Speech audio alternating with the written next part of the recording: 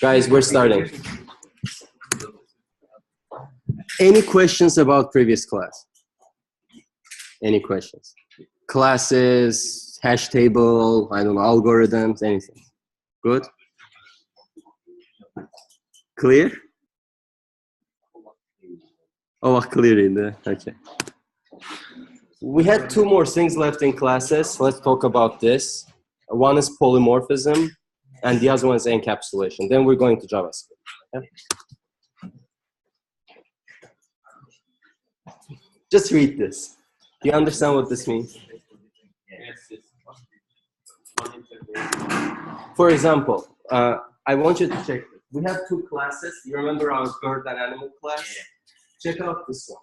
You see, I'm using an animal as a type, and but I'm instantiating a bird. You see, like the types don't match. This is essentially what polymorphism is about, and I'm gonna show you with examples what they are. Let's go here. I've written some stuff here, so entity, person, and animal, okay? And I've written, I don't know, a car, an animal, and a person. And let's just print this just so you have an idea.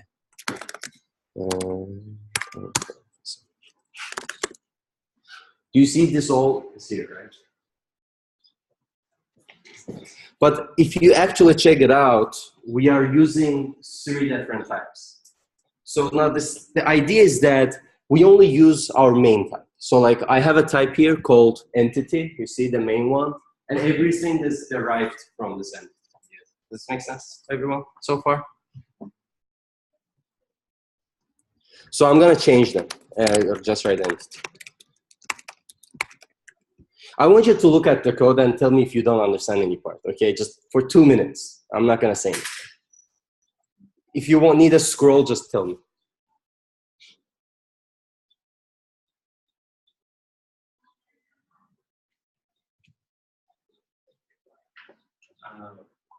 Here we create a concept entity. So I don't understand this char name. Which can actually. This is just I'm setting name to name. Like you see, if I call an entity and a described, if I call the describe function, it says entity and a name, whatever the name is, right? Okay. If I say a person, I also show the height, right?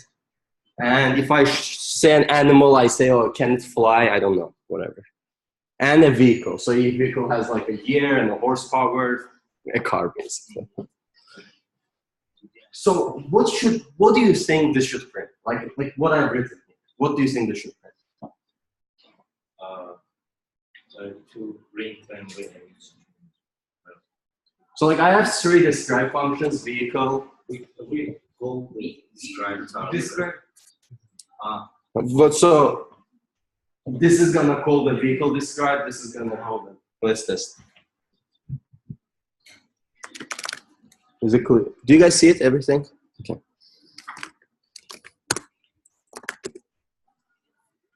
Okay. Is this describe car or, no it's not. Come on, yeah. Yeah, but when describe vehicle, year, horsepower.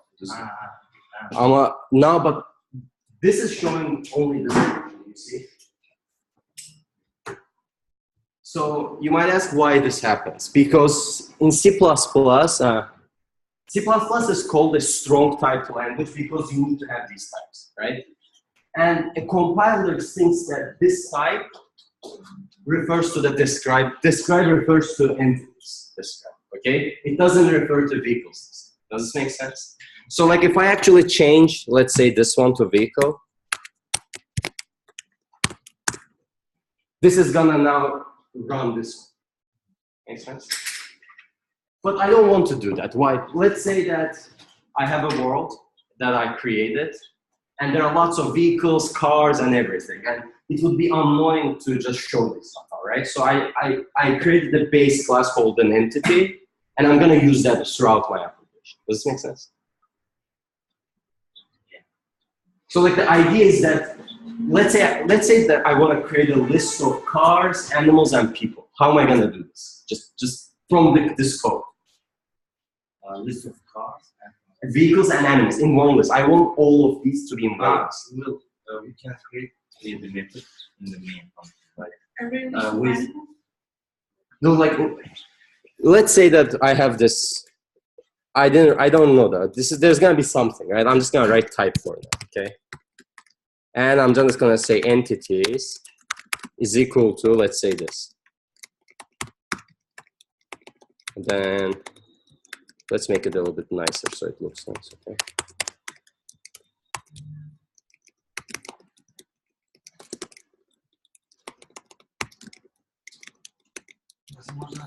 Да.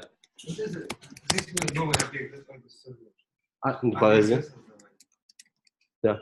Объект, да? А вот зачем здесь Потому что я pointer. Pointer на этот. Pointer, который тип vehicle, но где-то, да, типа где-то.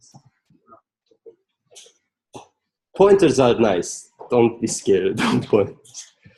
Okay, you see, I've written this thing. So this is what I want to do. I just want you to understand what I'm trying to do. So I want to make a for loop. Let's say the size is 3, right? And for each entities and I want to say describe, because I have a describe function everywhere, right? So this is not going to work because I don't have this type, right? What should be here? That's what I'm asking. Like I have 3 different types here, and I need to have something.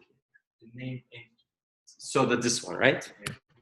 Just so this one. This is our base class. This is the base. Everything is derived from like person entity, animal entity, and even vehicle entity. we inherited.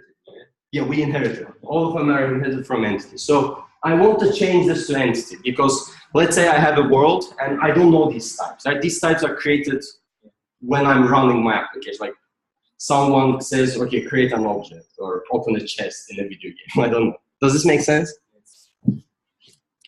So I'm gonna write entity here, right? So with this logic, what do you think this should print? The entities that. Yeah, but like which function is it gonna call? Like I have 0. So like I have it for vehicle, I have this function, right? For animal, I have this function. For person, I have this, and for entity, I have this. Which one is it gonna call? All of them? Let's just test.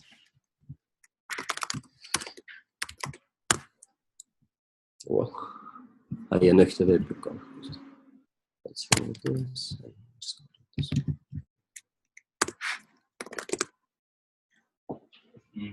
If you check the describe function of entity, you see entity 2 dots name. So it actually only called the entity function.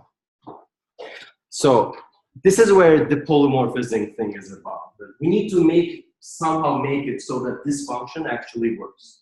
Because now the compiler, the G++ or Visual Studio, the compiler thinks that these are type entity. They will call entities function only. Does this make sense? Even if they dynamically these are vehicles, but they're still going to be entities. Does this make sense so far? Yeah. So what do we need to do? We need a way when our application is running that they understand which of these they should call, okay? So for this, we have this keyword in C++ called virtual. So like you just write virtual here. So because my describe function is virtual, the idea here is this. Let's say I'm calling, there is a table here, like right now. When I call a virtual, there's a table created in this class. We don't see that, like a compiler creates it for us, okay? Azerbaycan'da başı sağlam, kimse başı. So there's a table here. I don't know, it's called maybe V table or something like that, right? And each of these classes now have that V table. And what that V table is that when you call this function, which one should it call? Like that's what that V table stores, okay? So for example, a person's V table say that when the function name is described, call person's described. Okay? When a entity says when a function's name is described, call entity. But those are created when I run the application. But those in the code we don't even see it, right? So that's the idea then. So with that logic, if I add it to virtual and I create this one, right? This creates a virtual table for vehicle that says if describe function is called, use that. So far, that makes sense? Yes. You create virtual like tables, yes. Yeah. So every method has virtual. Every version. When you call, yes, all of them have the method we call voice describe function.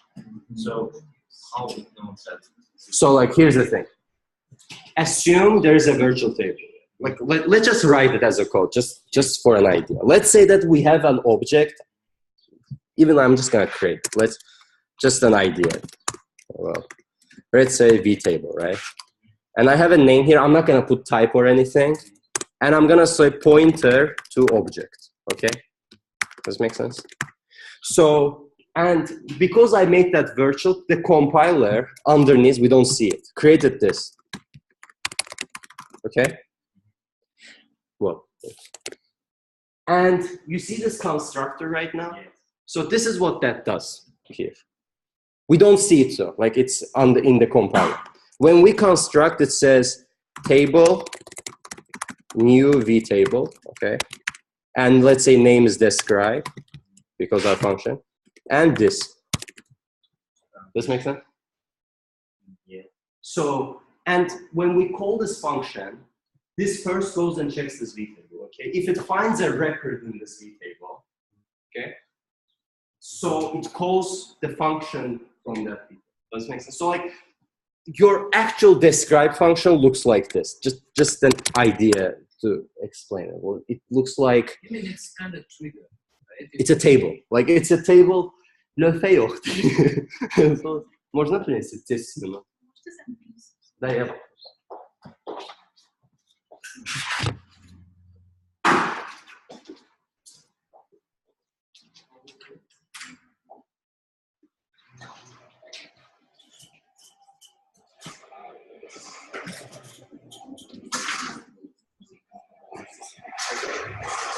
I'm going to explain this much better.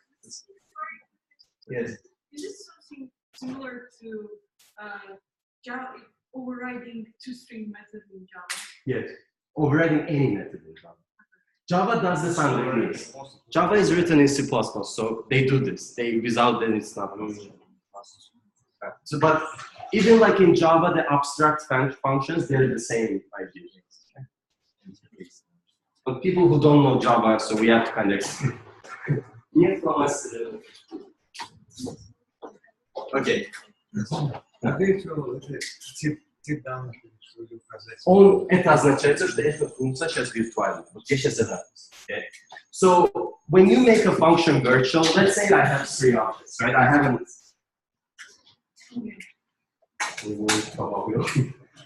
an entity, right? I have person, animal, and what was the name of the vehicle, right? So let's say I'm creating the new animal, right? But I have a virtual function here called describe. Okay. So in animal, there's a new table now that goes like this. Okay. And it says, let's wait. So when we call describe, blah, blah, call describe of animal. So like that's why I said this. Okay. Does this make sense? So if I create like this all happens here. Just like when I call this one, okay? So, and when I'm calling this describe function right now, the program says, okay, there is a virtual table. I'm gonna check the virtual table. Okay, I'm gonna go, does this virtual table has a describe? If it does, it's gonna say, what does it point? So like let's say I'm calling describe, it goes, okay, I found the describe function, right? And it points to this. So I'm gonna call this, this, okay? And this here is the animal. Same goes for the person, same goes for... Does this make sense to you? Specifically. Okay, so it must have, so it will check for the dispatch function and for the like where that for the both of them. Yeah, both. If both of them exist, then it will point it out. No, it's more like hash table. Remember hash tables? Hash tables are typically called key value stores. So your table is like this. So you have keys here and you have values. Yeah. Okay. So when you call this, it will take the values. Makes sense? So when you call this, let's say, it will take values. Yes. Makes sense? Okay. So it only checks for key. It doesn't need to check for value. Value we get value from key. Makes sense? Yeah. But what if the value is not there? It's impossible. That means you should use another compiler. Like that's basically the idea there. Use something that's more. For example, the compiler that they use, if it doesn't do it, I'm gonna call them. Phone call them. Dude, what's wrong? That doesn't make sense. But 99% of the time, this will work. 100% of the time, this must work. So that describe is the key to get the. Like it takes the next. I'm saying it in like an abstract, but there's more crazy things happening underneath. But like that's the idea. That you have a name here, describe, and it's a virtual. If you don't put virtual here, this table will not be created. Yes. Yeah. And it will only the keys would be the virtual part. So like if I have another, let's say virtual print, function print, this will be also added. Does this make sense? So like every virtual will be key, and the values will be which object, not that which type. Yeah, which type of, like does it point to person? Like should I go person dot? Like should I call this function or should I call this one? That's what this is called, like a virtual table. That's what it's done. Okay, makes sense to everyone? This idea works literally in every single programming language. Like underneath there is this thing happening. I just want you to understand that, so like when you use it. Now here's the thing. Let's say I'm calling person, right? Just a person. Like I'm saying, let's say person, right? This does one pointer, right? There's only one pointer, right? So it goes one way, like person and this stuff, right? But when you go through a V table, you have to go search this and then get a new pointer and then use this type. So there are two operations happening. So this is expensive. Virtual functions are actually expensive. And recent one of the study showed that 17% of programming code goes to these virtual functions. They're slow. So when you write person describe, so it will just call on the method in person. Yeah, but like if you create virtual, so it will. Like if you actually, instead of entity, if you run, let's say person.music, it will call persons. But when virtual, right? So yeah, it will check those. It will check just the function, but like the idea is that it will first check the function, then it will use this. But then one question. Before you described, here you described the entities and then you put three objects like new, vehicle, animal, and person. Yeah. So for example, you described them, right? You added some properties to them. Yeah. What if you didn't do that in your code? Would that change anything when you call the function? No. Like if you create this, that virtual table is immediately. Like whatever you add. Okay, so that way it goes. You should have it here, and then then you should actually call the dispatch function in your beta. You know what I mean? So I just want to have the sequence. The sequence first is that you describe it here. You have. Yes. You describe it here. You have three now in your V table. How many things you can call? You can actually make to describe them. How many descriptions do you have? If you only have here three entities, for example. Yeah, each entity creates its own V table. Basically, that's the idea. Okay. It might even be, as I said, like I'm saying it in a very basic sense. It might be actually not per object, per type. Like it depends on the compiler. But the idea is that there is a V table in every class, and that V table keeps getting called. Does this make sense? So like if you have a virtual function, it goes to V table, then calls the function. Make sense? Yeah. But if you don't have a V table, it immediately calls the function. So it's two operations less, right? So it's one or two operations. And two operations is expensive. That's one of the reasons people say that virtual is, you know. But like, you might ask, then why do we need this, right? Yeah, because we have it there already. Like, here's the thing. Let me just explain it. Let's say that I'm building a video game. Like, this is the best example I can. Okay, let's say you don't have a video. So yeah, I'm explaining. Like, let's say I'm building a video game, right? I have a base object called an entity or object, right? Everything is an object in a video game, right? So a person is an object, a car is a tire. It's a basic type of thing, right? And a world is, in a game world, like a 3D video game, a world is basically a list of objects, right? Hundreds of stuff, millions of objects, right? Now, think about how many objects do we need? Like, we have a vehicle, we have an animal, we have like person, right? How are you going to describe this? One way is that you create a list for every single separate object. And the other one is that you just create one entity and create a list of entities. And then you set. So you see what I'm doing? I'm just making everything as one. Everything now thinks that it's an entity in reality. Does it make sense? So my entire world is list of entities. But if it's a vehicle entity or an animal entity, or it doesn't matter.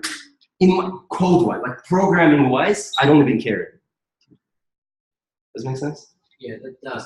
But you still should. But yeah, I mean, but you still have to differentiate between them, right? Because now we don't, because I added the virtual. Now just check what happens if I.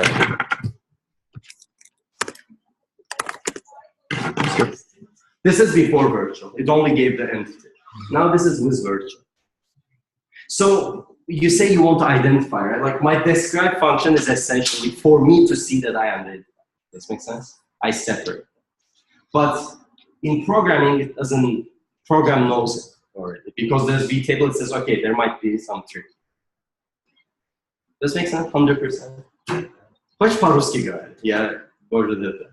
Я думаю, что я не объяснял, что ты хотел спрашивать.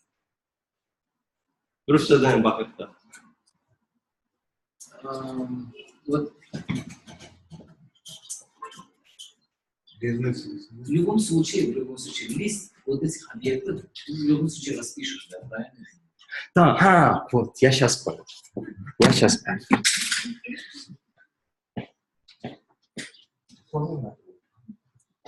Один есть такой паттерн, называется factory. Я сейчас тебе этот паттерн нарисую, ты все поймешь, окей?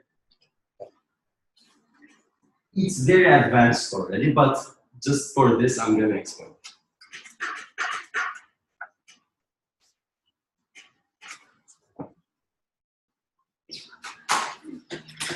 Let's say I have a list of entities. I have a world. World is basically a list of entities. Okay. There's lots of them. I don't know what they are. I also have a factory. This is a factory that basically produces humans, okay? Is that okay for us? So I have a factory here. I come to this factory and I say that, give me a person, give me an, let's say, a bird, right? So what I do, I send an instruction to this guy. Like, this is a click of a button or register, right? So for now, I'm just gonna say that if I send a string, a text basically that says a bird, create a bird. Does this make sense? Yeah. So I'm gonna say that I have a bird. Double quotes is string, okay? I send it to a factory, and the factory is like, okay, this is a bird. So now create an object that's an animal, right? Right? And add this animal to the instance. Now you say that here in our code, I have described it, right? Yeah. But now my factory knows it. I don't even know what's happening in this factory. It's a closed factory, patent pending. Okay. So when I call this, I say that something like this. So I have an entity, like world, but I have a world, right? I say world, add object, right? And I say it's a bird. and it has, let's say, 2 wings, right? So I don't have this entity. Now the world knows. The world, but I don't see anything, right? So like for a developer, underneath, yes, underneath this is happening. Underneath there is something like this. Let's say, let's say that I have a function called like this entity add object, right? And I say if name is equal to bird, return new animal.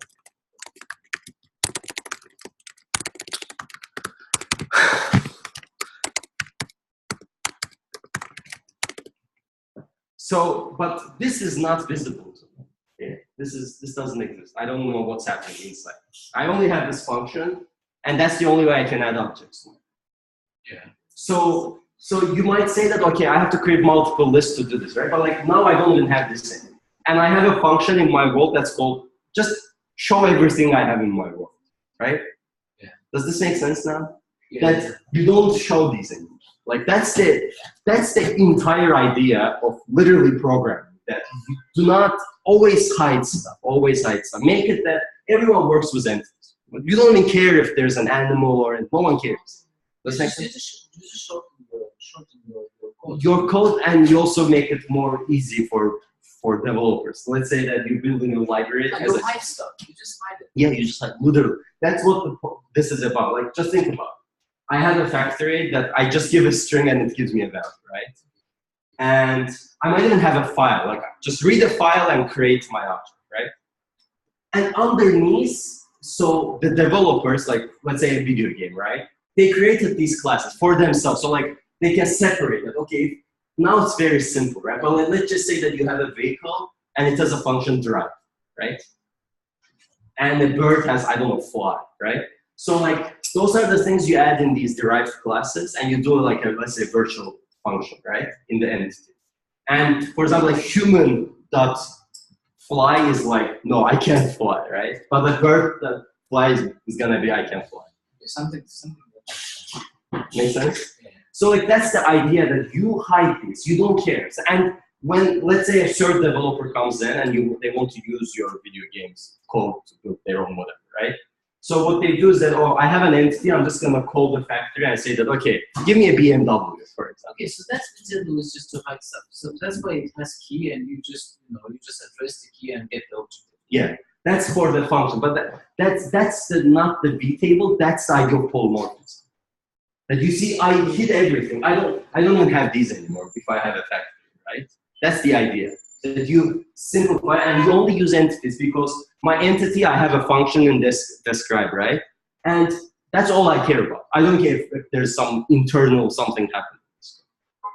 IP дадут демо requirements. Все работают по IP. У меня есть документация, у какого-то объекта есть какие-то методы, Да. то есть мне дали такую документацию, а я внутрь не заглядываю. Да. Идея, Да, это тоже. Вот эта идея вот именно вот. Полиморфизм — это один час. Это то, что я делаю details, ну, it works, да, понимаю, вот сейчас увидел, да, они все entity, ну, не функции других классов вообще, понимаешь? I will show you one more thing, one last thing, and this is done, we're done with that. In Java, there's a thing called abstract functions, and in C++ we also have it. The idea is that, remember this entity function? Let me just clear this code a little bit, because we made it a lot of errors here, okay? So let's say that I have an entity and I have this function, right? But I don't need this function. Who needs to know that, okay, this entity has a name, right? Because I don't want to create an entity. I want to create a vehicle, I want to create a bird, right? Basic end doesn't need. So there is this thing called an abstract function. The idea is that this function basically doesn't have an implementation. So like this doesn't exist. There's no this. Okay? But I can still call this because it's a virtual function. This will still work. Does this make sense? But that function doesn't exist. So like, let me just clear this stuff. Начал уже в 11 да, будет называться функция. А? Он то же самое. Он то же самое, да. Ну вот смотри, что правда. Вот сейчас я зачем это virtual добавил, чтобы вы поняли. Вот, допустим, кто-то пришел, bad apple, да, по-английски, да, негодяй какой-то пришел, создал простой entity. Он пришел, сказал, что я такой, да, mən belə eləyim. Düzdür? And let's say Gasim'dı da bu adam, düzdür? I created this entity right now, right? Look what happens in my compiler. Look at this errors. Oh well, detail'ı gerek sileydim, bir de geçeyim. Let's say this.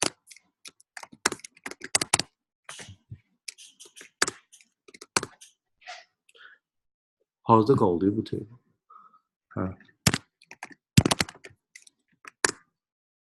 Look at this area.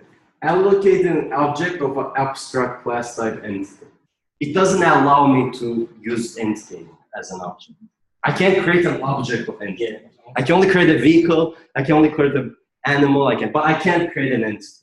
Because this function, the function in the describe, this doesn't exist. Like, you can actually think that this function doesn't exist, right? It's equal to 0. Does this make sense? Yeah. So that when you add is equal to 0, this means that this function becomes useless. This function doesn't have any implementation in it. And you might ask why this is also necessary. Let's say this is the example itself. Right? You have a description, but we don't need to describe that entity itself. We need to describe a person, a vehicle, blah, blah, blah. Okay? Yeah, well, would you just swipe to another table? No, to another slide. Yeah. So when you say equal to 0, what does it give you? Okay. It makes this function. This is called a pure virtual. Yeah. In Java, it's called abstract. I don't know, any language puts whatever name they want. But the idea is that this function has no implemented. Yes. Do not implement anything in the function. Then it automatically becomes kind of abstract. Yes. That's what Java's abstract functions are. You can put an abstract. That basically means that you don't need to show the content of that. You had another question. But everything else is still the same as if you were describing it. First. Yeah, but like now here's the thing. Let's give you that it's abstract. Yeah, it just says that. And you just don't need to describe. You just don't. The description doesn't exist. Yeah, the function like this part doesn't exist, basically. Okay. And now here's I want to show you one more thing. Let's say that I inherited the vehicle, right? But I didn't implement my own describe function. Like I removed this. Look, this is a comment. Basically means comment. Like that's all. So I don't have this function and I don't have this, right? And I'm gonna remove this entity now. I don't need this anymore. Okay. What do you think is gonna happen?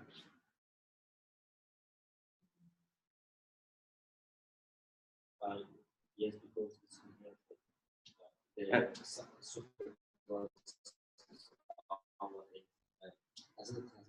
Azerbaycan'da. Göstermeyeceğim. Ben istərdən onu deyirəm ki, bax, entity virtualdır. Düzdür, abstrakt. Fikirləşin abstraktdır, daha asan. Virtualdan da. Bu virtualdır, düzdür. Mən inherit eləmişəm bunu. Bu vehicle. Və məndə yoxdur funksiya describe. Məndə describe yoxdur funksiya. Mən birbaşa entity-ni inherit eləmişəm. Nə olacaq? Bu output nə verəcək? Nə verir? Çünki indi bizim vehicle-ımız da oldu abstrakt. Və mən indi nə edə bilərəm? Məsəl üçün, mən götürüb vehicle-ı əlavə edirəm. Mən götürüb bu vehicle-ı inherit edə bilərəm. Qoya bilərəm, məsələn, plane, car, bicycle, whatever. Və onların içində describe edəcək. Və mən bunu dəyişib nə qədər istəsəm gedə bilərəm. Make sense? Yəni ki, sən bunu abstrakt edirsən, çünki vehicle тоже da abstrakt. Есть samolyot, есть maşına. Məsələn, sən götürüb onu da istəsən kateqoriya kimi bölə bilərsən. Kimi maşın olsun, traktor daşığı olsun, başa düşdü. Hamı başa düşdü bu məsələni. 100%. Because it's not specific, right? It's general. Yeah, that's what abstract is. It's a general. It's not a specific. Yeah. So you use this to create other classes. Like let's just name that. Okay. Is there such thing as interface in C++? What? Interface. Wanna see? Let me just show you interface how it looks like in C++. Just so. Let's say I have an interface called drivable. Okay, it's a drivable. Which means that so if it's a car, it's drivable. Okay. So I'm gonna say drivable, and I'm gonna put this. When we create interface, we just write the in class. Yeah. Java's interface, I never understood that. To be honest, I still don't understand why it's necessary, because this is exactly what an interface is. Yeah. It's an abstract class and it has a function. So if I say the and beauty of C++ is that you can actually inherit multiple items. So let's say Java because it does not support multi-extension. yeah, but C++ does. So I can actually go like this. That's all. And now drivable is my interface, and if I run this, it's gonna say, hey, where is the drive function? Implement the drive function. Okay. What's the difference between abstract class and interface? In Java, abstract classes can have interface cannot have parameters, only functions. Okay. Abstract class also. In abstract interface can't.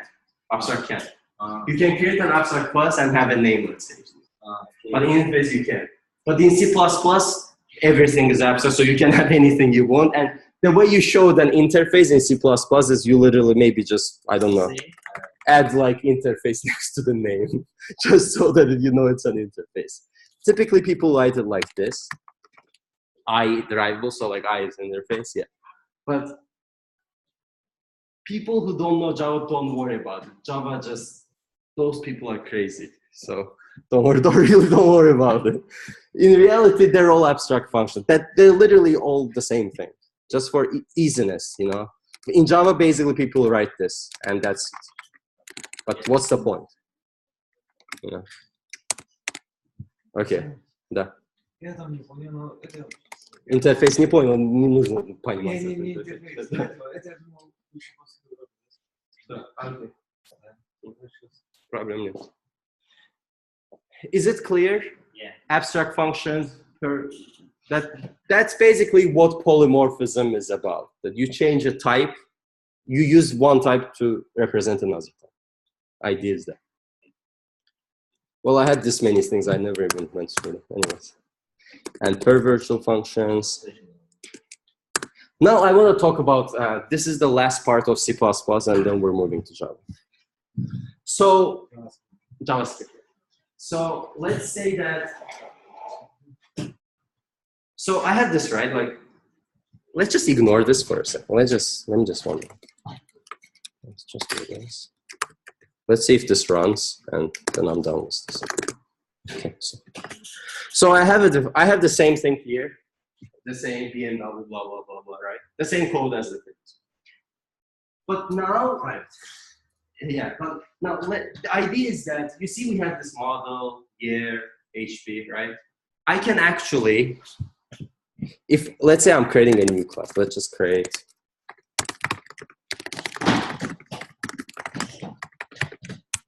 Somehow I created this, okay? And let's call it, I don't know, right? 2018, I don't know, 350 horsepower, right? I can now access these values. Do you see this? Like, I can go in and write here.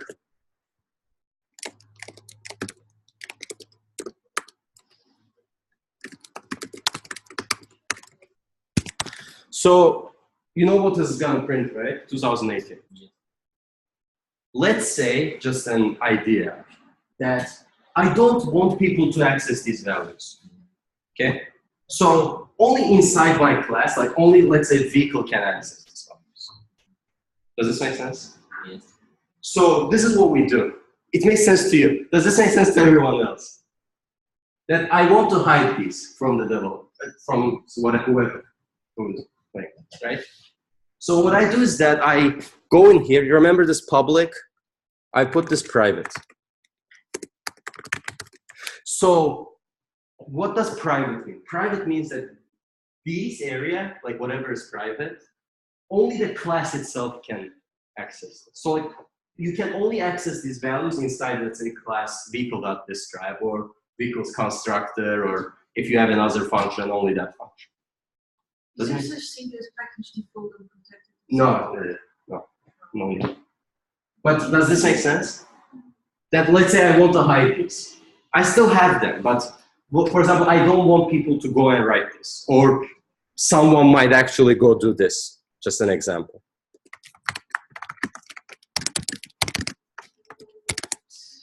I don't know. 350. yıl. 250. yılından Roma vakti zaten.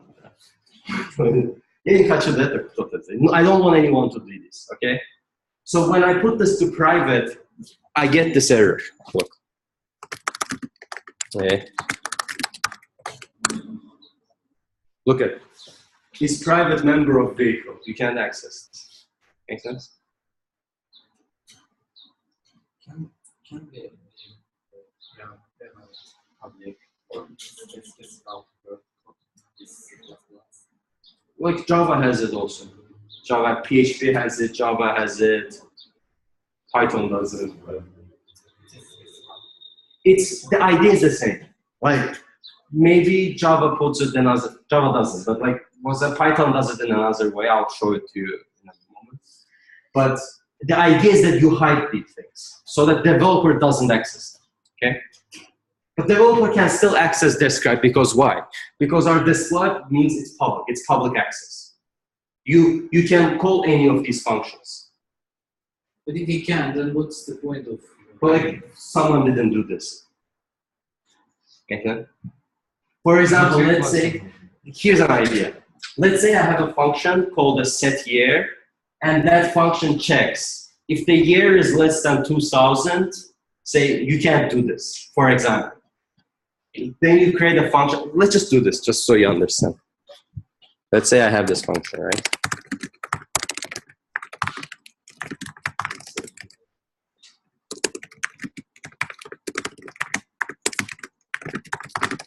I say if year is less than 2000,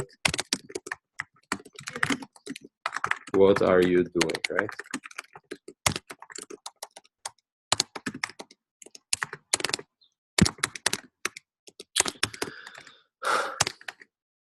Else, let's say that year.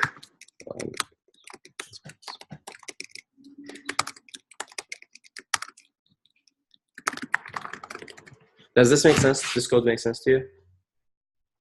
So I can call this function, it's a set here, and if it's less than 2000, it's going to give me an error, okay? But, so if someone modifying it to less than 2000, you will have that. Yeah, like let's just check this. Let's just check this. Yeah, let's say 999, right? What are you doing, right? Because 999 is less than 2000. But now I want to show you something. If I do this, if I do that public, so like that area is public, right? I can just go in and just change this, right? And I'm even gonna call v.describe just to show you what year we get. 250. Makes sense? Because I make this access so outside people can call and do whatever they want. So if you do it private, you may have some condition. No. Don't think of it that way. When you make it private, no one can go and say that, okay, give me vehicle.year. Just that. You're only blocking access to that year, for example. So like, you can't do this. He can still have it if you would, for example, hold the whole description. Yeah, because description is private. And what I said, public can be accessed outside the class, okay? Private can only be accessed inside. So like anything private, any function of the class can access it. But for example, you see this year, this is now public. This is bad, right? Like right now you just saw the sum of the 2 years, 250, right? So like I don't want that, right? So when I make this private, now no one can access any of those. No one can change the HP or even get the HP or year or not. If I want to, let's say that only retrieve year, I can, for example, create a function int get year, and that will return that private. But yeah, but if you, for example, he would call the whole description, then can he still change and modify the year or any other property? Inside? Yeah, yes. Inside the class itself. For example, let's just say.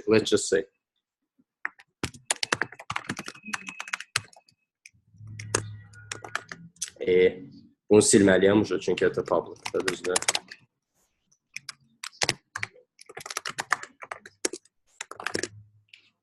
Here, no. Because this is inside the class. The class itself can do whatever they want. So, just the last question. So, if you, for example, didn't want me to change the name of the product of the vehicle, for example, and you made it private, I can still call the description of the whole description of the vehicle and still change the year, right? I can still do that. Yeah. Like, for example, I have like, the way, think about it, easiest way is that anything that's part of the class, like, for example, vehicle describes a part of the class, right? They can access private variables.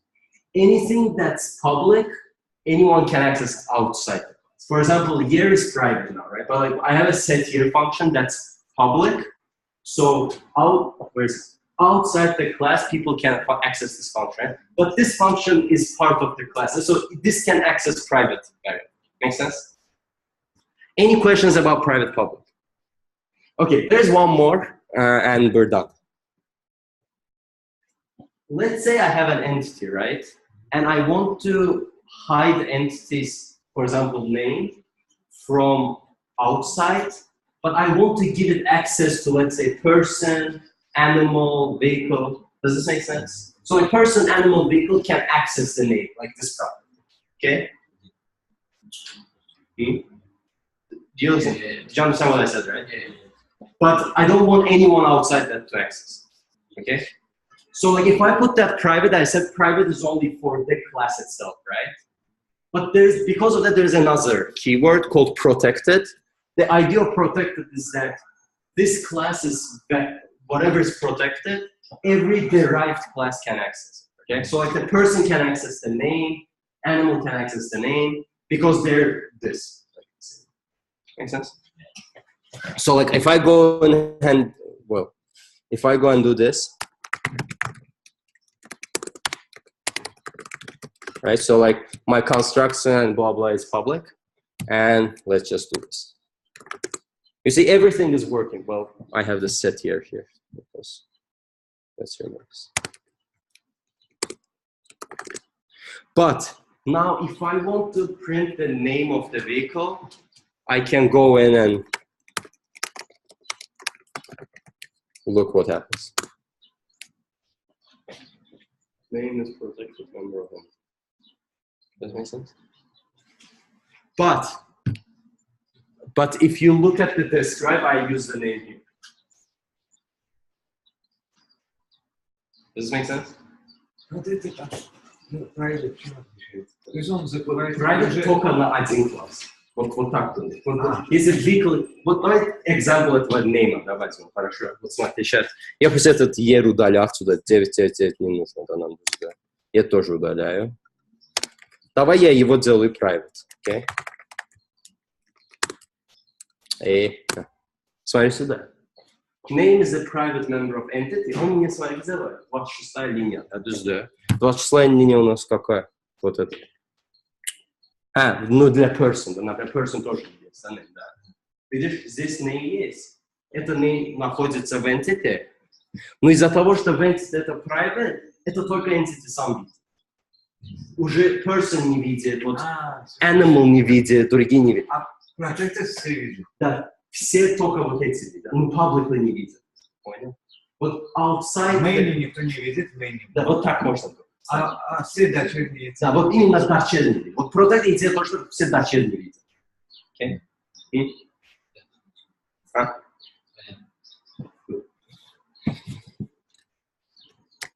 So I'm gonna ask one more. Here's the thing. These three techniques that I described, they're language dependent, but the idea is the same. For example, Python, the language, has classes. And in Python, we have this thing. I'm just going to show you as an example. Not even going to write the whole code, okay? Just let's write 0 Python.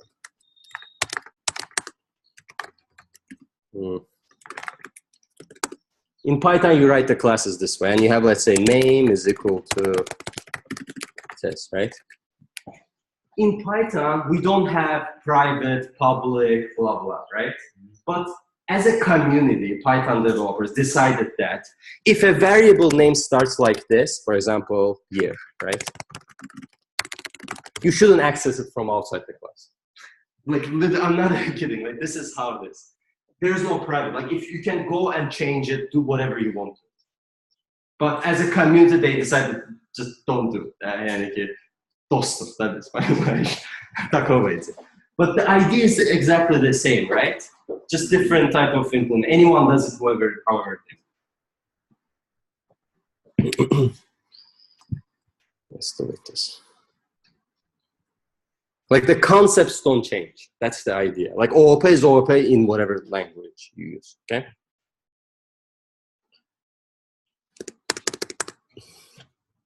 Any questions about C++? Can we go to JavaScript? Okay, one question. Does anyone in C++ understand loops, if, else, variables, operators, conditions, all of these? Yes? I'm gonna go fast over them. All good, I'm the fast. So JavaScript is a thing that started in the browser. It's a language created in 1995. I think the company's name was Netscape at the time. I don't care, to be honest. In 2009, in JavaScript came out this thing called Node.js. People, a lot of hipsters, JavaScript is a very hipster language. So a lot of hipsters realized, okay, we can do this, then we can use it everywhere. Like that's basically the idea of JavaScript.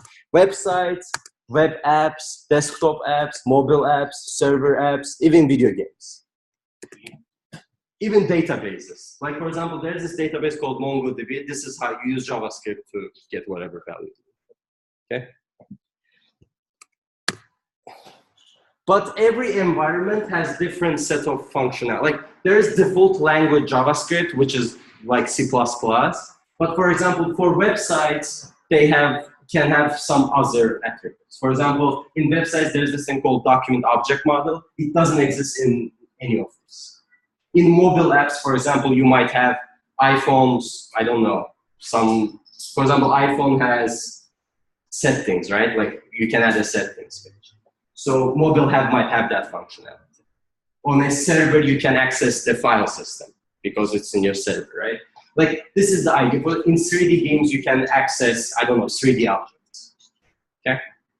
But the JavaScript is JavaScript. And we're gonna talk today only about the basic fundamental JavaScript. And the next class, we're going to talk about websites, servers, blah, blah. Hello world, our most favorite thing. Best way to write hello world in JavaScript, best way, I'm saying best way because there are a lot of ways to write this. But the best way to write it is you write console.log. It's basically print statement. But, and again, different environments like browser do it whatever they want, okay? Let me just, for example, in a browser, I have this code here. Browser, if you remember, we said that browsers always start from HTML, right? So in a browser, I do this. Where is this? In a browser, I do this. I add this tag, script, source, src source, and the name of the file. So like I have one hello world.js, right? That's how you do it in browser. I'm going to show you in Node.js also, just an example. And the way I run it in the browser is, of course, I have to open the Chrome browser, right? And just call this function, this file.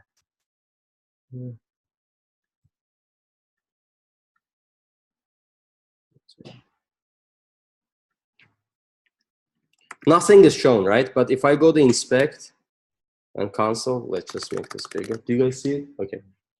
So this is, you know, inspect element in browsers. You click right click, inspect, it opens a bunch of stuff. And this thing, of course, has what? A console, right? And let's go to our JavaScript file. This is how you write it. There's no int main or anything in JavaScript. It's pretty nice. And if I do this now, it even says which file this is called for. You see? You can see the errors. Yeah, like this is, for example, you want to show, let me show you an error. Let me show you a warning. If you write console.warn, it made the warning. Or I don't know. I think it's error.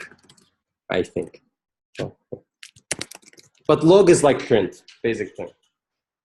So this is how browser sees it. You open inspector and you see the console. And in browser, you can also do this. I don't recommend doing this, but you can do this. For example, test, right? And this is, look what this gives me. This page says blah, blah, blah. Okay, right? Have you seen this box before in websites? Never like comes a dialogue, it's like, oh, do you want to click yes or no? Never seen it? That's what that alert is. That's how you do it in browsers. And you have to click it now so you can, it goes away. But don't do this. I'm gonna explain to you why not to do this. Let's say I'm running it on my machine, right? Like on patokas and no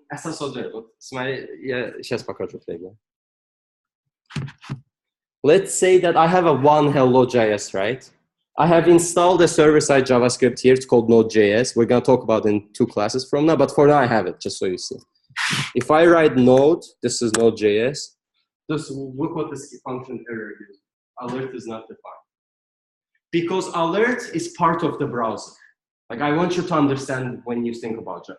Not everything exists everywhere. Like, alert is literally only used for browsers. It logically makes sense, right? You can't have an alert here in this terminal, right? What is it gonna show? So, but console.log works everywhere. Let's just remove this alert so you actually see it. You see, just clear hello. Because let's say Node.js took the console log, said, oh, if you run console, let's just print it here. Does it make sense? Any questions about hello world? I just want you to understand that how it works, how it runs, entries, okay? Yes. Do we have like another component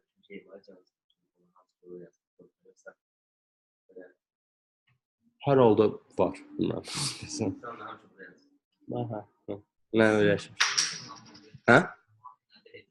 Sublime. Bu məsəl üçün dedim JavaScript desktop üçün var. Atom editor eşitmişsə. Ha, Atom 100% JavaScript-də yazır. 100% yazılıb JavaScript-də yazılıb. Atom 100% JavaScript-də yazır. Gel koduna baxmışam, yəni o dərəcədə əmin 100% şeydədir. Sonra Visual Studio kod var, o da JavaScript-də. Ha? Ha, o da JavaScript-də yazılıb. Proqram özü JavaScript-də. Visual Studio kod jest, nie Visual. Albo nie, Visual Studio sam невозможно, я думаю, что написать надо. So, clear about hello world? Yes. Okay, let's go forward. We're going to talk about basics, variables, operators, and conditions. In JavaScript, there are 3 ways to define a variable.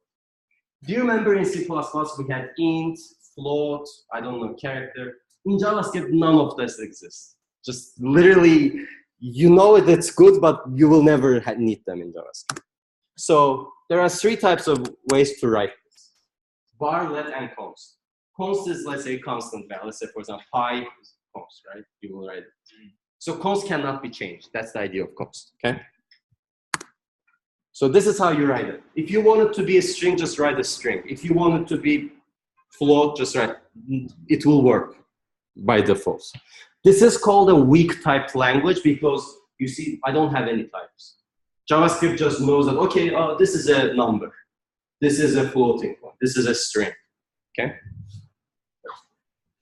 Does this make sense to everyone? So here let means string. No, for now, just forget about this part. No, you see there's no int string. Yeah, I know. No, you can write any. You can write let a is equal to. There is no int float. There is, but they're not. You don't type them. Okay, does that make sense? That's why it's called a weak type. It's not strong type. Like C++, Java, they're strong type languages.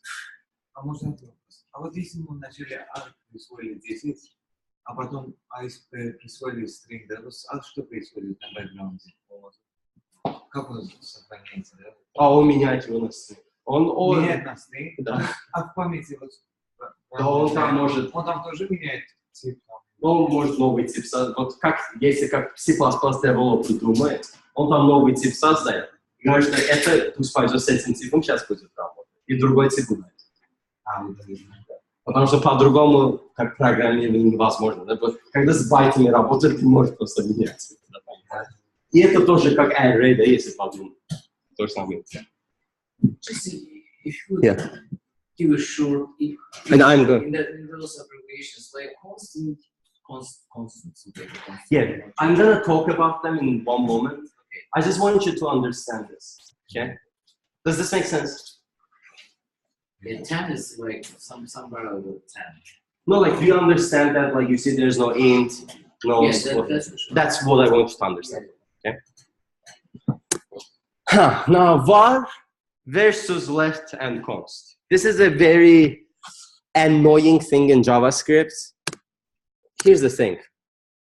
When you call a var in JavaScript, before the program starts running, these things are created. Does this make sense? It's stupid, I know, but if it doesn't make sense, just tell me. So I'm going to keep explaining this. So let me just show you this code, just so you understand. I actually have, let's say, variables, right? Let's say I create var 8, right? And let's say the is equal to 10. Let's run this.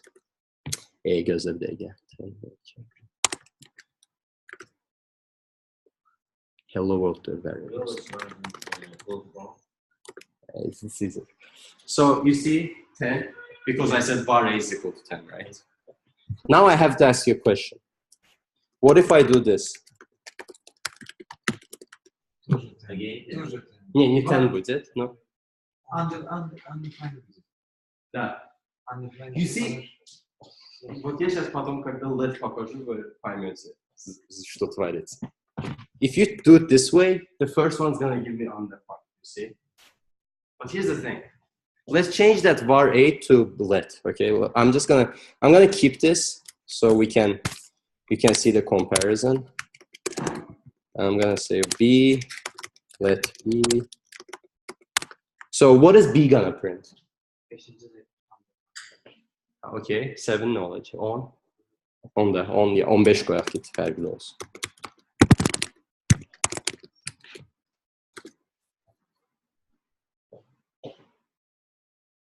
Line 5. Here's the problem. When you use a var, the engine, whatever, for example, Google's engine or whatever, they go through the whole code and they see, okay, I have var here, I have var here, I have var here, right? They create it and they run. Yes. So that's not for it. Yeah, because let is actual human keyword, okay? It's not built for I don't know who. Make sense? Does this make sense? 100%? Ты понял? По-русски объясни, окей? Нет, по-английски объясни. Я просто еще раз объясню. Okay. When you use a var, before, let's say that browser reads this file, right? It has to read this file. It reads this file and it doesn't run it. It doesn't run any of JavaScript, okay? It says, okay, I found a var in line 2, okay?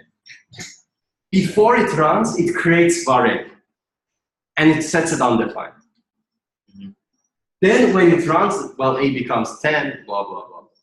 That's why you don't see an error here. Like, if you check the line 1, Just like, see that it's undefined. But when you do a let, it creates it as it executes. Okay? So like, it came to line 5, it's like, okay, print B. But B doesn't exist because we didn't create B before we ran. Oh, okay. Make sense? Yes. Could you open the code, please? Yes. Yeah, so that B we didn't create. You mean that there is no var B? Yeah, that's why it didn't get created. Okay. And same goes, like, then what happens was let. happens with the constants. Okay, but yeah, it happens with the constants. So like if I say, let's create.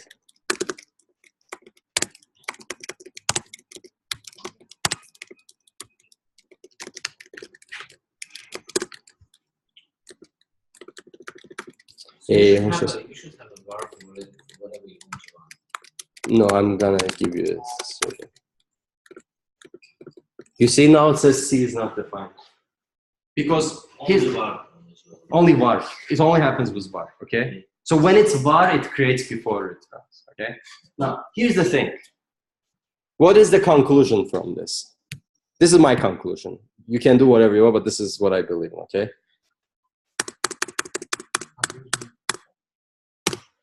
Don't use var, please. Just don't use var. Seriously, this is gonna make you problems that you hope you never see, okay? It's not normal programming behavior. Like if you run a program and you create beforehand, why would it run, right? Like in C++ it doesn't, in Java it doesn't, in PHP it doesn't, in none of the languages it does. So just don't, unless absolutely, let's say, I don't know, let's say you're using Internet Explorer 8 or 7 or whatever of those archaic stuff, don't worry about it, okay? All right, but in the previous example, you had lets, but you didn't have the same or there was let C or something. But for the C, you didn't have var. So that's why it didn't run. Yeah, that only happens with var. Like if you put var, that's that weird behavior, okay?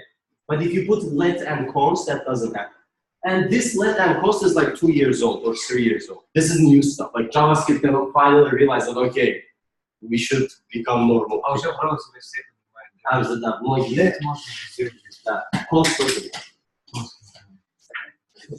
One thing about const is a constant. What is one property of a constant? It doesn't change.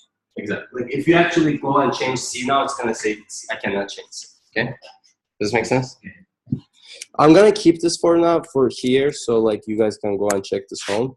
But you understand the idea, right? var created before the execution starts of the JavaScript, before JavaScript runs, let's say. But let and const runs, let's say, oh, I got to line 6, okay, I'm gonna check if C exists, okay? I don't think it's like that in Python. Is it like that in Python? I never actually checked it.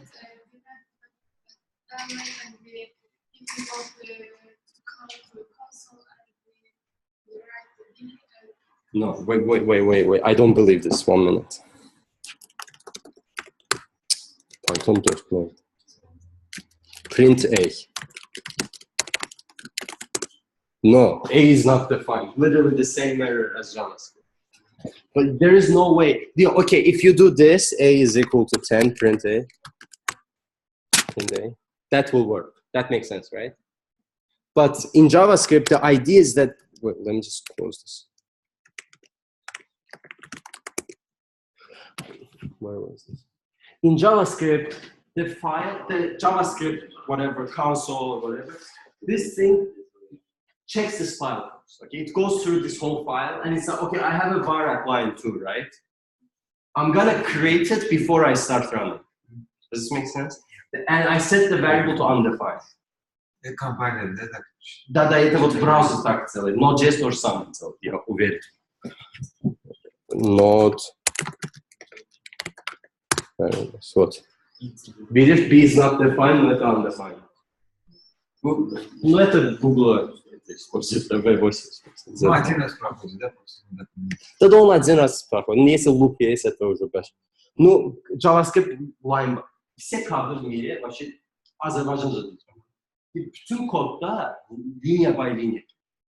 Даже sen onu okuyabilmezsen de ki exe file var. Onun içinde ama böyle bir şey var. Post computer olmuş. Yani bu link. Ama bu var JavaScript oldu ki o yine linya by linya diye. O zaman başlamamıştan qabaq geri onları varları düzeldir. Özü. Qoyur undefined. Başa işte. Когда подключается внешний файл, он не заходит, его не читает, да, он продолжает. Он не каждого файла. Внешний файл я не помню. Ну, внешний файл тоже самое. Он открывается, читает. Линк, собственно говоря, он читал, потом подошел к этому source, да? Подключаем файл. Он же заходит в этот файл, и его начинает читать. Да. Потом выходит и продолжает. Да. Так делать? Не, JavaScript не. JavaScript, он же, если ты в body поставишь, да. Если ты header поставишь, он асинхронно. Ну, это уже браузер все, брат, да, это не чей месседж, понимаешь? Это как браузер.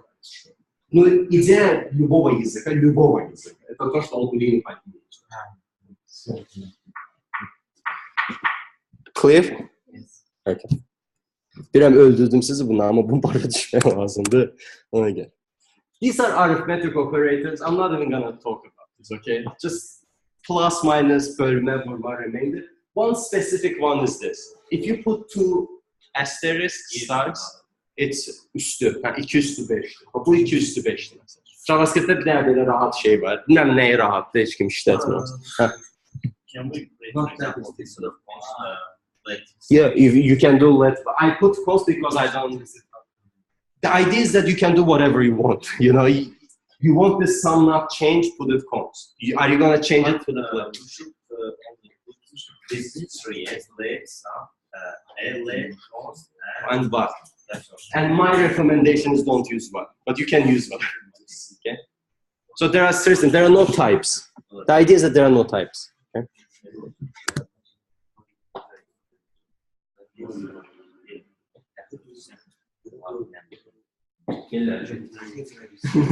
Pass'ten sonra gel, yeah.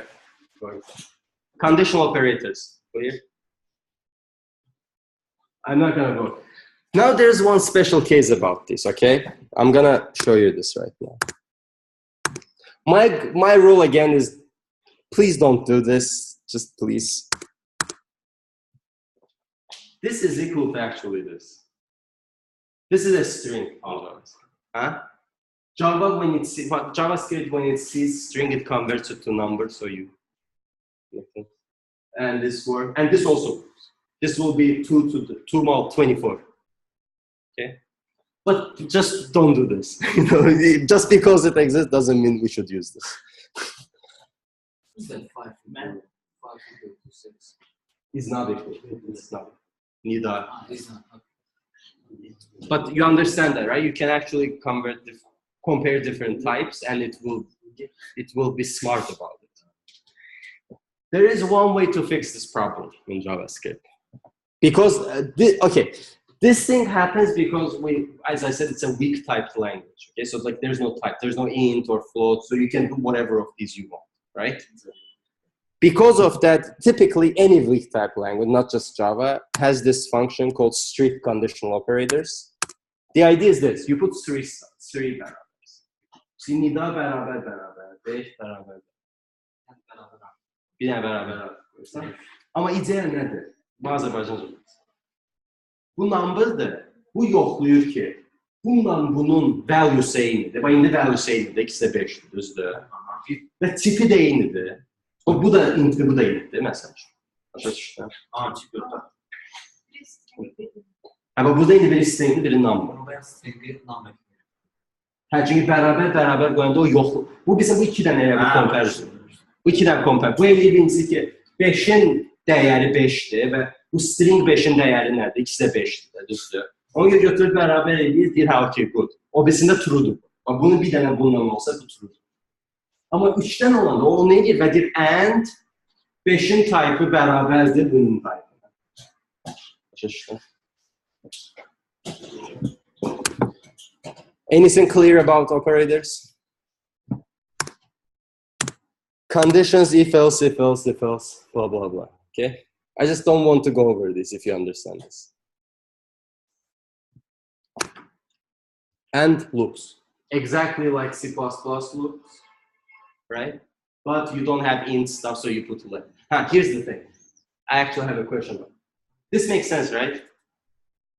As I said, let is also scoped, so like it's also in the scope, right? What if I put var? Yes. Like I have a question here. I even wrote this. Get it? Bu yazım okodu. Просто bu biraz special. Можно будет получить после окончания порции. Да. Последний элемент. А Да. если let, то нельзя. Нет, вот давайте yoxlayaq.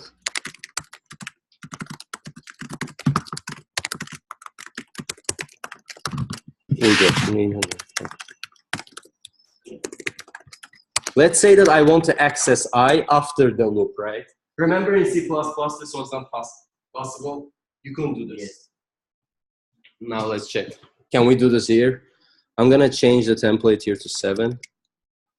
No, it wasn't 7. What was it? Ah, it wasn't 4. Change this to 4.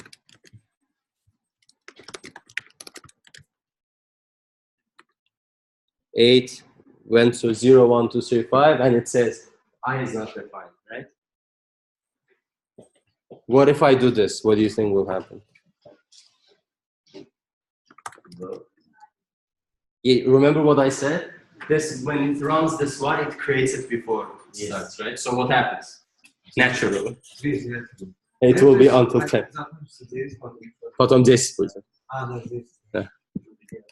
But if you do this with var, you see it 1 to 10 because after the end it was 1. Make sense?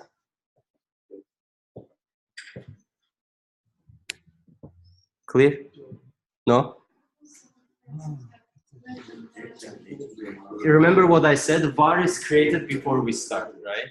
So var is equal to undefined before we start.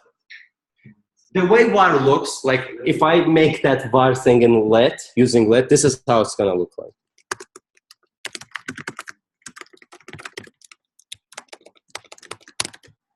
This is basically what var I does. Make sense? So like it creates it beforehand, then it assigns whatever. Clear тебе? Да? Это я в C++. Ты здесь... Ha? İşitmiyorum. Ha, bu maça düşmedi. Olsun mənfi 1. Fərqi yox. Gəl. Prosta browser o biz run eləyirik JavaScript deyə. O undefined. JavaScript'te belə bir value var, adı undefined. Bu başa düşdün də nə? Var bununla eyni şey. Var götürüb ay yazsan ancaq eyni şey. Başa düşdün.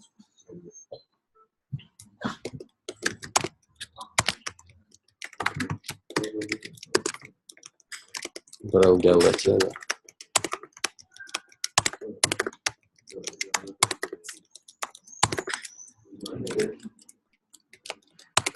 Is the scope part clear, everyone? Can we move forward? Okay. I put functions here because functions is one of the craziest things in JavaScript. It's like, I think it's really crazy. Like you're gonna realize what you can do with functions. So functions are created like this. Because we don't have a type, we have to put something, right? So we put a function, right? Yes. Is this clear? Just like in C++, but instead of int, void, blah, blah, it's a function. But we have a function here in JavaScript. For example, yeah. This means that this is a function. This is 100% this is a function. Okay? Like I didn't write this. Like if I go here, if I say function, we see even the color changed. Yeah. That's what I mean. And if I, let's say, do console.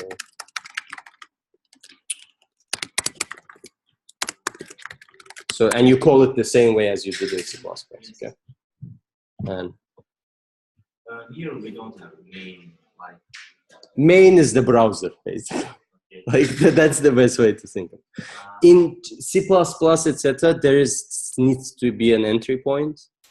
But because there needs to be a main file because it starts from main. But here it starts from file. So. Here, for example, in some function we can write, for example, it's string. Yeah, it doesn't. That's. Now, like, yeah, it will. Like, for example, let's just show it. Let me just say print something, right? And I'm gonna say something here and print something. I can do this. I can't even put it empty. I'm just gonna put it empty. And well, print something, right?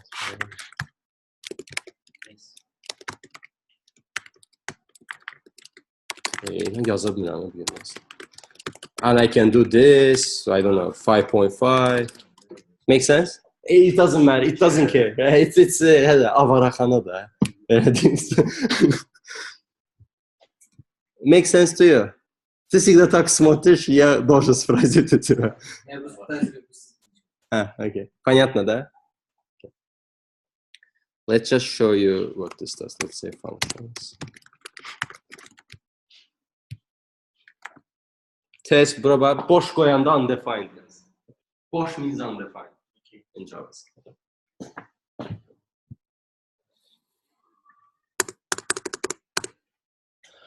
In JavaScript, we also, it actually happens in all the languages, but in JavaScript, I think it's like the nicest way to do it. These are called, they're lambda, but they're functions who don't have names. Remember like here?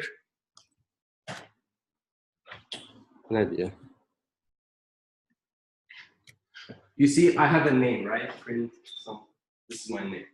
Lambda function means that that name doesn't exist. Okay. Does that make sense? And you can assign this to any variable you want. So your variable can be a function. Variable can be function. Yes. Oh, That's why I said JavaScript is a little crazy. But the scopes do matter. For example, look at this. You remember that sum function? I can just write it this way. So now my name is here. And I can also do, I don't know, like for example, let's just test this, okay? I'm gonna say let function, right? I can also go like const a is equal to test and call a and call test. Makes sense? So like it doesn't matter. I just want you to guys understand that like you can basically do anything you want. A variable can be literally anything. So like if you put a function inside another function, you can actually, I'm going to talk about this in a moment. But you can actually put a function inside another function, so that function is not going to see, you know, does that make sense? And but if you put something instead of function, that doesn't necessarily mean that it would be, that it would work as function. What if do you put mean? One instead of function, there's just one by the way. Yeah, but then it's going to be, this is not a function, that's what it's going to say. Yeah, I mean, but like this makes sense. You can assign anything as a function. That doesn't mean that it will work as function. No, it will. No, but if you put functions, say 7, what do you do? What kind like of what do you mean? Like where? Can you explain? I don't know. So for example, you say like test. I have a test, right? You put this is equal to 7. Yeah. Then it's not a function. Yes, not a function. Yes, it's a variable. But like that's the same. The way to think about it, easiest way is that separate the idea of function and a variable. Okay, so variable is one thing, function is one thing, and you can connect it. Does that make sense? Yeah, those are different things. Yeah, and you can just, but you can just say that this is equal to this. Makes sense? Oh, okay. But like they're not like test is a they're variable. not interchangeable. You cannot swap them with each other. I mean, they will not work the same way. I mean, yeah, it's one. Like for example, just think about it. This is a function, right? We say that we call functions like this. We open a bracket, right? Yeah. If you put a 7 here and you open this bracket, it's going to say that 7 is not a function. Let's just show you. Let me just show you. For example, let's just say a is equal to 6, right? A is not a function. That's the idea. Like in C++, you can't do any of this, right? Like it will give you an error before you even start the program. In JavaScript, because it goes line by line, it doesn't at this line. Like literally, it says to you when it starts. Like it didn't printed everything before that. Does it make sense? So it's up to the developer to know these things. Like you should, when you work with JavaScript, you have no rules. So you do whatever, but do them right in every case. Make sense? Is lambda functions clear? This exists in any language, I think. In Java, PHP, whatever. C++ also has it, but okay. Closures. This is basically what a closure is. Just check this code. Like you understand functions, right? For now, and you understand variable functions, right? Just look at this code. No. Yeah. Do you understand what that does?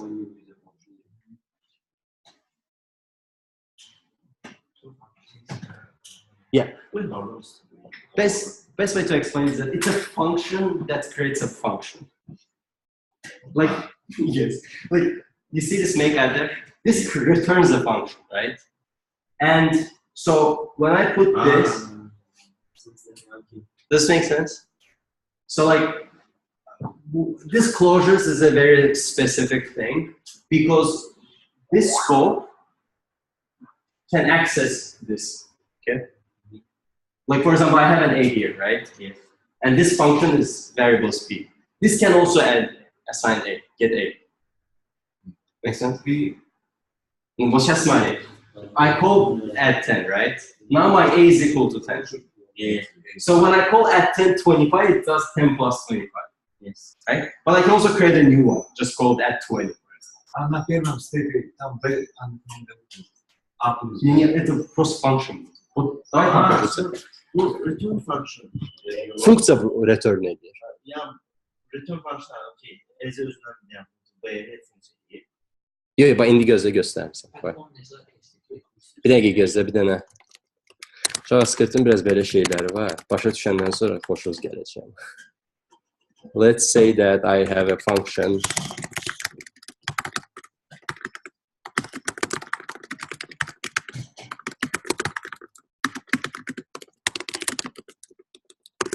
Now let's say at 10, right? I'm going to copy the same code here.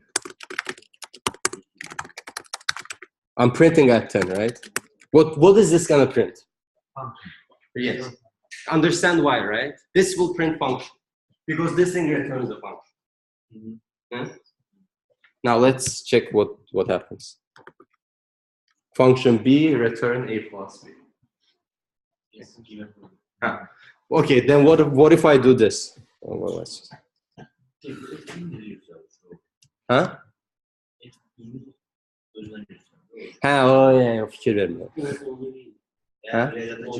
Ha, onu düzdür. Ben indi konsol elədim. Onu göstərmədi də, düzdür.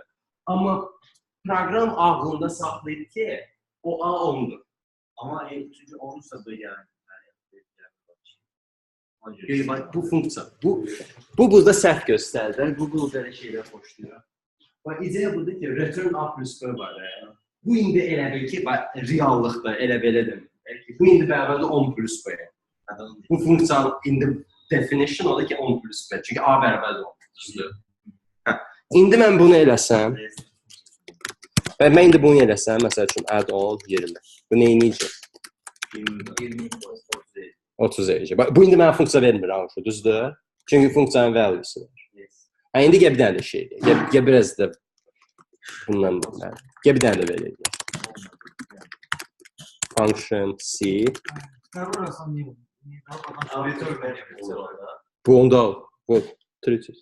Не, ну как функцию не дал, потому что он уже в блоке функции, да? Не...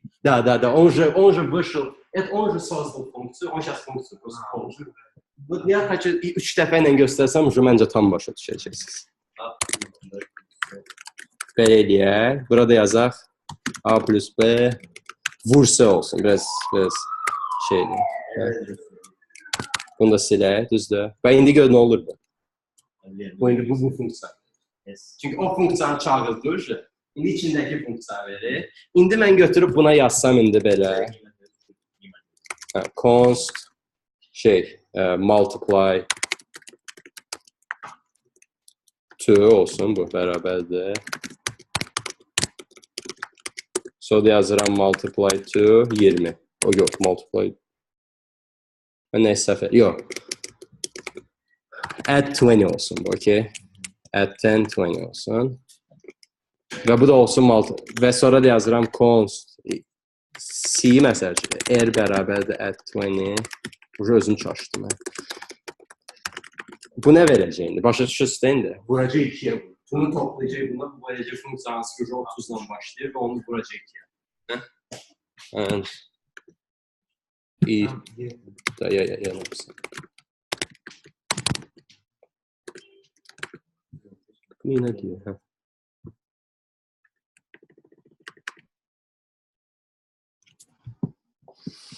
Mən deyəsən bir dənə funksiya çox ya. Mən bir dənə funksiya çox yazdım. Bu indi bir sən neylə? Bunu da daşı example götür. Sən də burada R funksiya kimi çağırırsan.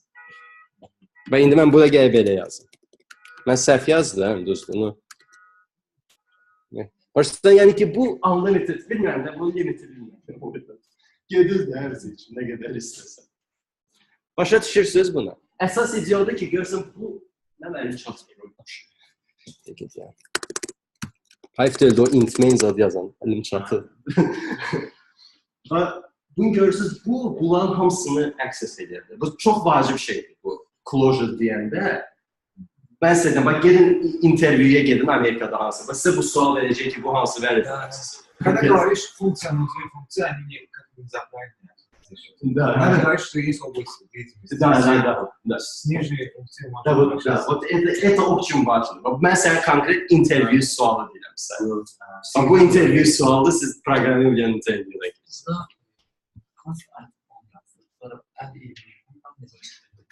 Ne anladı? Bura qoymuşum ki, Hə də mən onu səhv elədim. Bu indi bir sənliyi, bu indi götürüb return edib bunu. Bu funksiya kimi. Görsən mən burada funksiya çıxarmışam. Mən əslində istəyirdim bunu belə yazmaq. Belə. Mən posta nəsə çaşdım belə yazmaq. Əslində belə olsa indi bu R olacaq, düzdür? Çünki o funksiya yoxdur.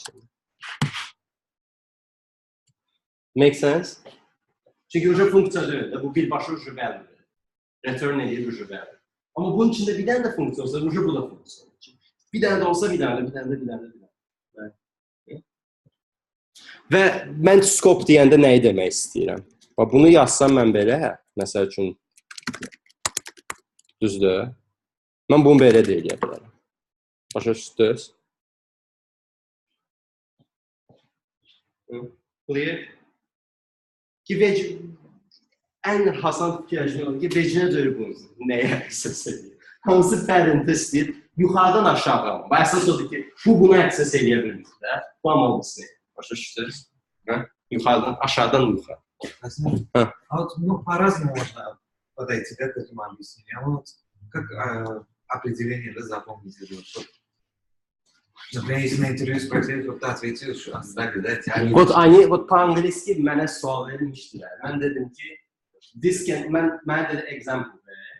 Mən götürdüm bunun içine bir tane funksiya yapıp, yatak yazılı botta const, nə bilim, t bərabər a vurulsun 2 məsəl üçün. And dedim ki, I can access t. Sən başa sala bilməsənsə, sən onu kod kimi göstərsən, repayını çözülür. You cannot access it from the top, but you can access it from the bottom. Yeah, just think of the bottom to top. Bottom to top, because from the bottom it's defined. In the last, if you see the last line, all whatever is above that is defined in the last line. That's why you can actually access it. Yeah, like that's a good thing. It's indexed. It's defined in the last line. So that's why you only can access it from where it's defined. Like that's a good context. If that would be defined in the middle, you would access everything from the middle. But that doesn't make sense. That's why it's from.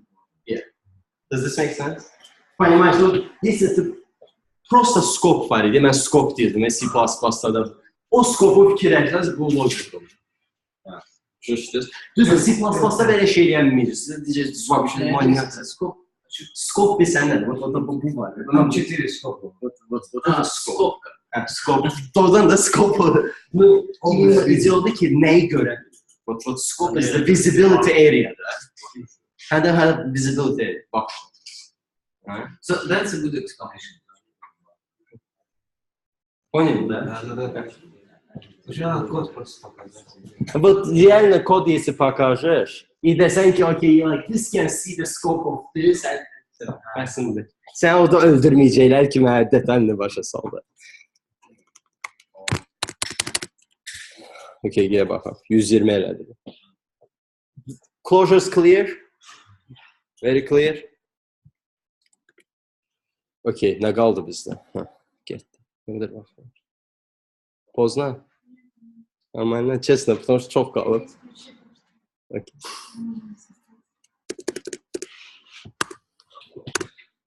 У меня 4 вещи осталось. Я из-за этого говорю. C++'da biraz çok xəstəlik var. Nəcəbə. Okay, remember arrays in C++, Java, any language you've used? Huh? JavaScript çevirmesi. But you see, mən deyəndə JavaScript biraz crazy millətdir. Arrange funksiya da qoymuşlar. Stringdə, floatda, intdə və mən götürüb array'in indeksini çağırıb funksiya kimi də çağırırım. Bizən keyf elə də, yəni biz ki, nə istəyirsən elə də. Başa düşdünüz? Array'lər skopla açılır. Just bracket and that's it. That means it's an array. Okay? Он же изначально как магический язык создавался для событийный. Может, поэтому строить правила. JavaScript, да, аварахана конкретно. Я вот честно говоря, вот когда ты такой код видишь, то что думаешь? Что это такое вообще? Okay, I want to talk about this because it will make it clear what the closures also are, okay? An array is a class. Like, just think of an array as a class, okay? So you can actually have these functions. There are more. I put the link here. You can go and check them out. These 3 are the most I have used ever. Like 95% of the time I use these, okay? Let's say I want to loop through an array. I can create a for loop and say let I is equal 0, I is... Make sense? In an array. But we also have this, for each. It does it for us. And let's just test it out, okay? Let's go to arrays. I'm gonna make it more human, just so. Yeah. And if let's just print A first, just so you can see it.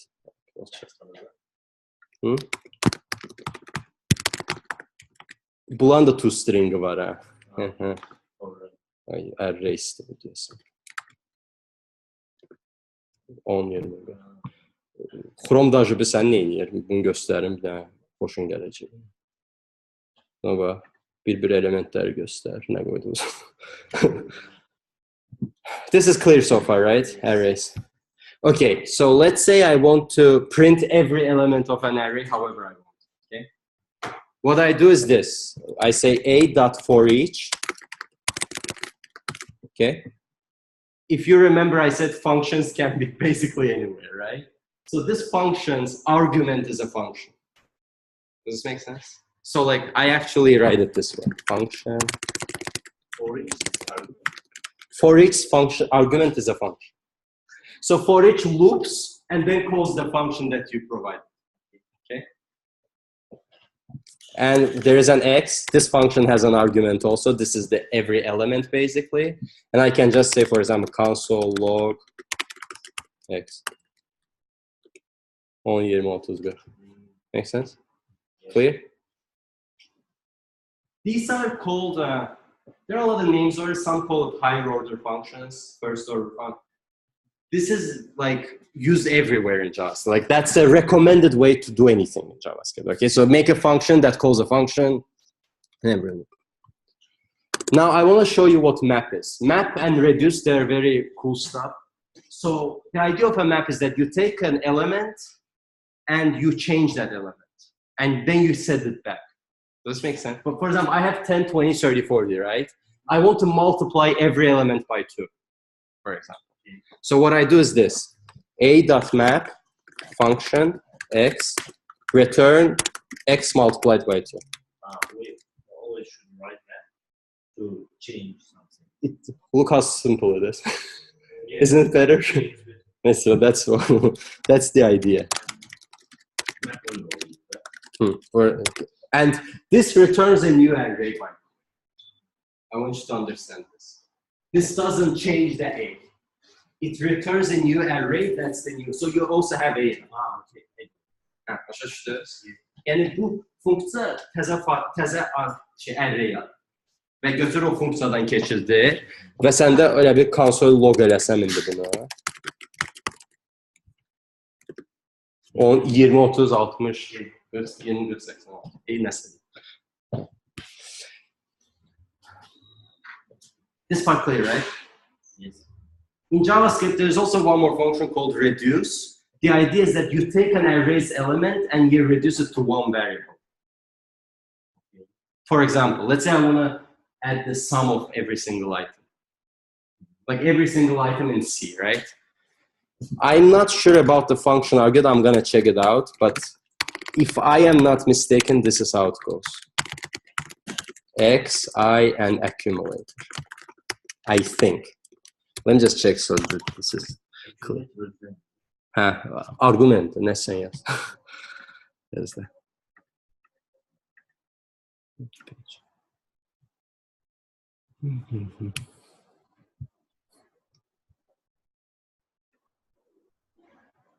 Callback. So callback bir de initial value. Bu boyda şey yazmaq lazımdır. Yox, səhv elədim. Başqa şeydi.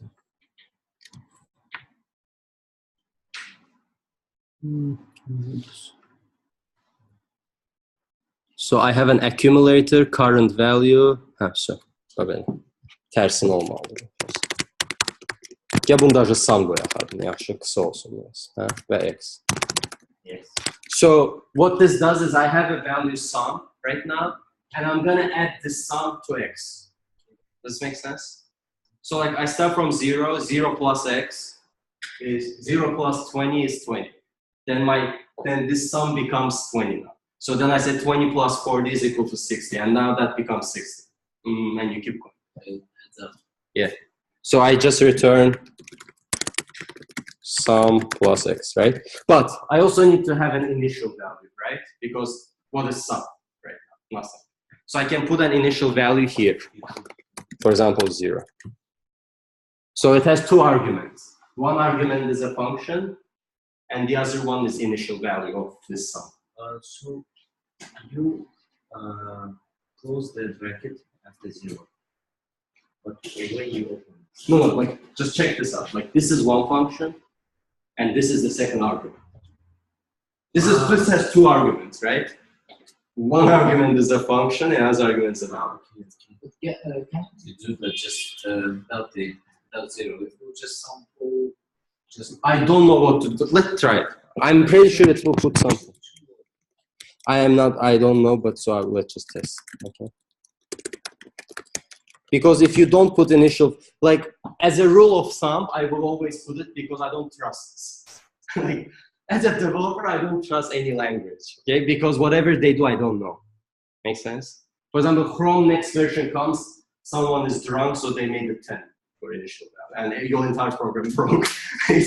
Like, so don't always trust your own, or your own, whatever you've written. But I'm gonna test it for you, just so you know. 200. 10 plus 20, 30, 40, 250. Ale yok ya. Что он показал вообще? Дианы. Сам. А он же вначале умножил, потом... Нет, 20-40. Я spis использовал. Burada mən gərək şeyi işlədim ki, 100, düzdür? Onun some 0 pastayında, düzdür? No, I don't trust it. So I will just put 0 myself. But you can also, let's say, start from 100. Like you can put 100 here. It's still with 200. So like 100 plus x, 0, x1, x2. Makes sense? Yeah. Let me just make this a little bit bigger so you guys can actually. Молодец, ставнешь бöğümü. Yok.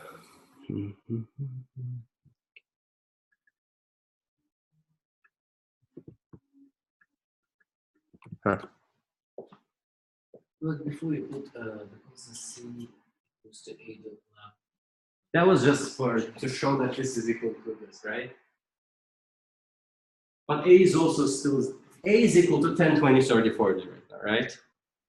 Because of this, C is equal to what? 20, 40, 60. Yes, 20, 30, 60. На 20 умножаем. Вот это math делает новый array и умножает все в старом array на 2. И делает новый array. So when you put function and when you put x, right? This one? Or this No, one? the upper one. Yeah, the function x. That refers to element. to every element. Yes. Почему? So like this is essentially a for loop, like if you think about it, right? It's a for, goes through the array and call this function at every element, right? This also has a second argument called index, so like 0, 1, 2, 3, 4, right? Arrays has indexes, 0, 1. You can also access this, but I don't need this one. Like JavaScript is very clear.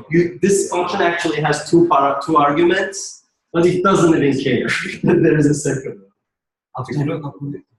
At the index array, only index array. But ноль, 1, 2, 3. Понял?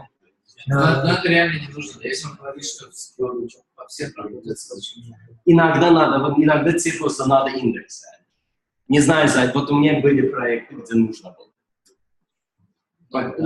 Depend, вот есть такая как опция есть, если надо использовать. Why wouldn't these people just use the common language for just all the platforms? So that one who starts programming wouldn't have to remember all the syntaxes that you just explained to us. Yeah, there would be just one rule for just. That's the beauty. Like that's why I'm talking about JavaScript in this class. Just because you learn one language and you can use it literally. I have a mobile app I'm writing right now. It's written in JavaScript. Mobile app, like iPhone. Вот что хочешь, JavaScript можешь сделать. Вот есть один проект, просто покажу тебе, да, без шхрам шейдан, ама ничего.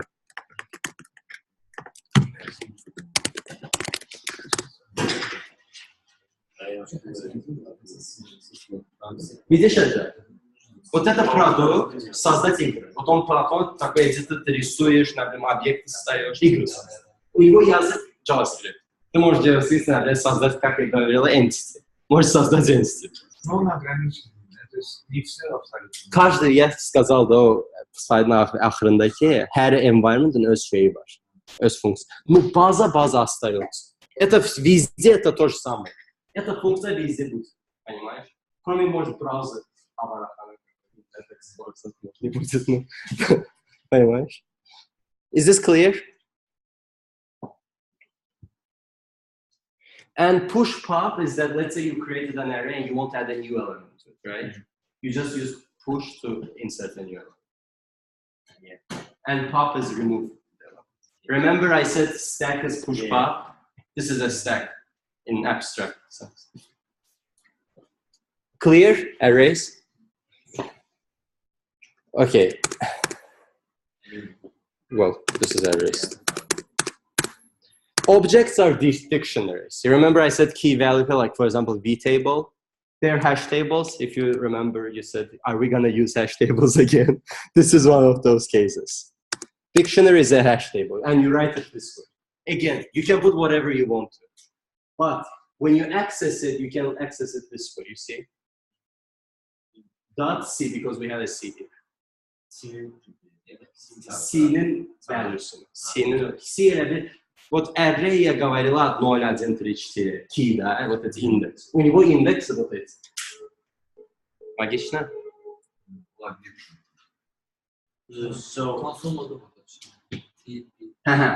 Bunu belə də yaza bilərsən. Belə də yaza bilərsən. Öyle düşün, çünkü bu array property, array kimi bir şeydir. Onu gəlsən B yazsan, bu B'nin işarətidir.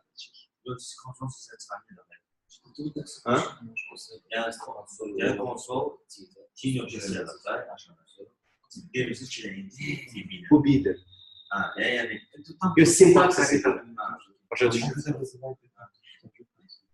But remember scope of closures I said?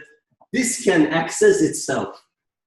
It's one of those moments in JavaScript where it can get a little bit confusing. Before I tested, I actually got confused because I typically don't do this. For me, confusing is that you said вот это T может на T.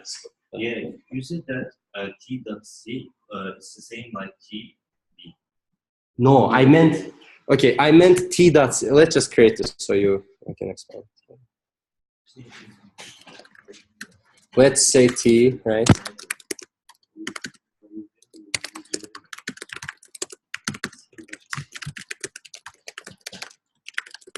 Mən demək istədiyim o idi ki, T, C və bu bərabərdir buna.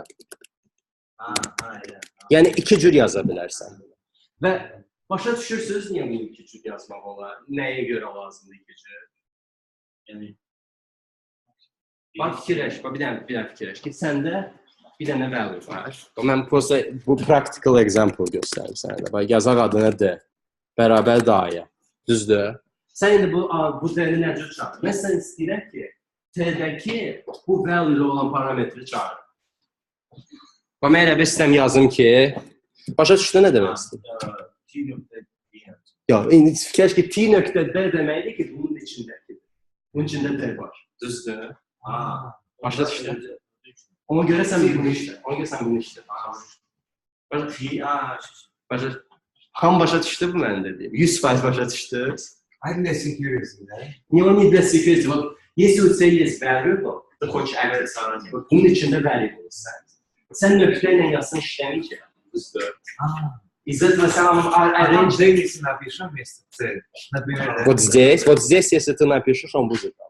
вот из-за этого. Вот я это. Ну если ты здесь сделаешь-то, он будет искать здесь, что здесь есть или нет.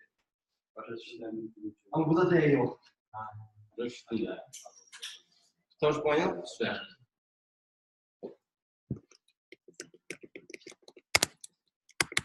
Bunun ikisini de yazacağım ki siz görəsiniz.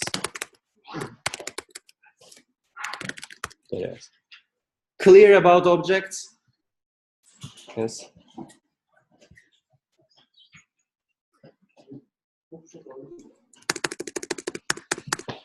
I'm not going to show you these, but there are functions. For example, if you call an object.keys, let's say, for example, t.keys, it will give you ABC. An array of ABC. If you call .values, it will give you this one. Hello world 12 and a function. And this is going to be also array. Right? Like these functions return array. One returns these, the other one returns this. Clear? I added create here. It's to create another object based on one. Okay, so like if I have T and I have, let's say, another A, I can say that A is equal to T object.create T. It will create the same object twice. Okay. Can we move forward? Peki qutarım bu dəfə. Hə, gələn dəfə davam edəyək onda. Çünki çox uzanacaq. Next class we're going to talk about classes. Okay? Sışı, hə? Class'ın bir dənə şey deyim. Mən reading assignment qoymuşam. Assignment deyil. Prosta gedin oxuyun istəyirəm. Mən array'dən, obyektdən danışdım. Siz bir dənə gedin